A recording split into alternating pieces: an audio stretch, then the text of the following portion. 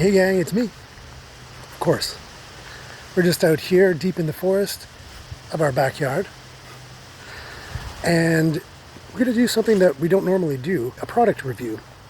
And typically we don't do these, but we are this time because we actually believe in this product.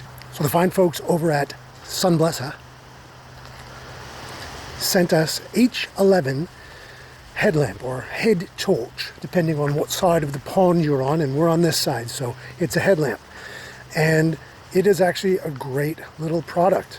So they asked that we do a review of the product, and we did them one better. We used the product for several months so that we know it inside and out. Now we can do a review and give our honest opinion about it. So we happen to love it. The unit itself is, I believe it weighs 45 grams, which is, I don't know what grams they were measuring. My gram was heavier than this. I can't imagine 45 of them being lighter. But it only weighs 45 grams, which is next to nothing. You'll notice it's got two lights. One light is a green light, and it's got two intensity settings, plus a red light in that same little housing over there.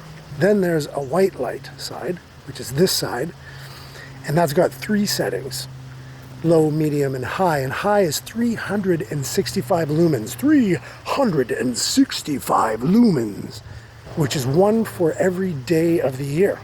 Is that a coincidence?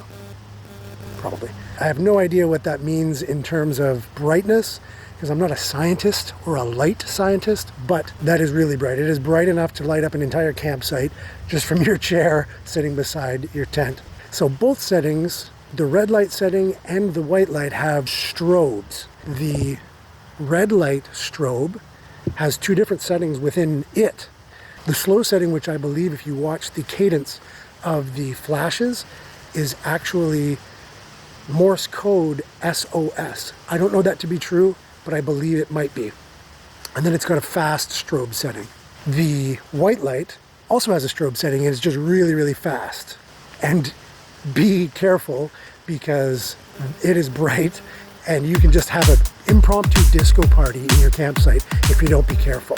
So some of the benefits of it: you can just easily put it on your head. You can even cover up a really cool logo. And you put it on your head, but it barely covers it because it's small. And it's adjustable this way and that, to and fro, I believe is the technical term. Another really cool feature that we dig is that it is rechargeable. You don't have to put batteries in it, not even a AAA battery or a watch battery. Plain old rechargeable, which is great. And it says it has 200 hours of light use. I don't know about you, but 200 nighttime hours when you're camping seems like a lot. So you charge it once and basically you're good for several camping trips. Another of the cool features are the buttons, which are up top here, are not super easy to push, but it doesn't take any strength to push it. But there's the green setting for you there, and there's the red.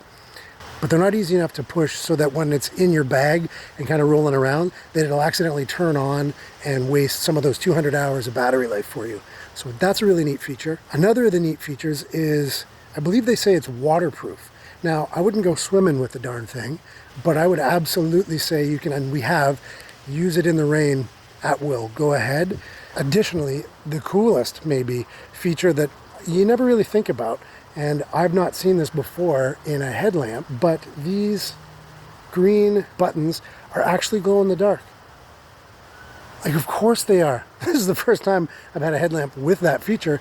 But yeah, if you take it off and you hang it up in your tent or something, it's not like it's super bioluminescent or anything like that, and it's actually blinding you at night, but it's just a light glow so you can find where your head torch is in the middle of the night in your tent in the dark.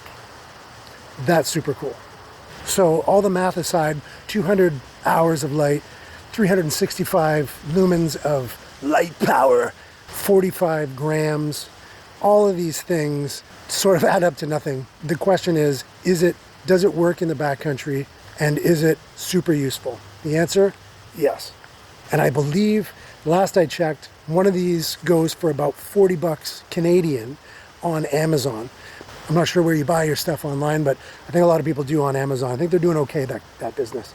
We are going to purchase one of these ourselves, a second one, because our other ones, our older headlamps, are basically, we never use them anymore. We kind of fight over who gets to use the Sunblesa. So all that said, I think it's a great product, and if you are in the market for a new headlamp, I would strongly suggest trying out the Sunblesa. This is the H11. I believe there's a second generation of this. I'm not sure how they improved on the quality of this. It's probably updating. This one here has an old micro USB port. I imagine they probably have a USB-C port in the charging area, but it's a great product. If you don't believe me, take it from these obviously backcountry experts. Oh man, that's so bright. Is that a Sunblesa? It is. Man, Sunblesa headlamp. I bet it's super light on your head. It is. You could barely feel it, I heard. Right? It's smoking Gotta light. get you one of these. I already have one, but you're wearing it. I'm a bad representative. Yeah. So we. Is this our video?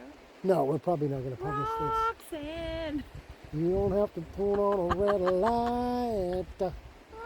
Yeah, this may not get published, but we're doing our best for those folks in Sunblesa, UK, who... We're not doing that. Well, I think we're doing our best. Our best just isn't very good. We'll just redo.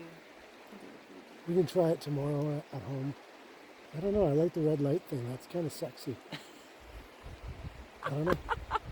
We'll see.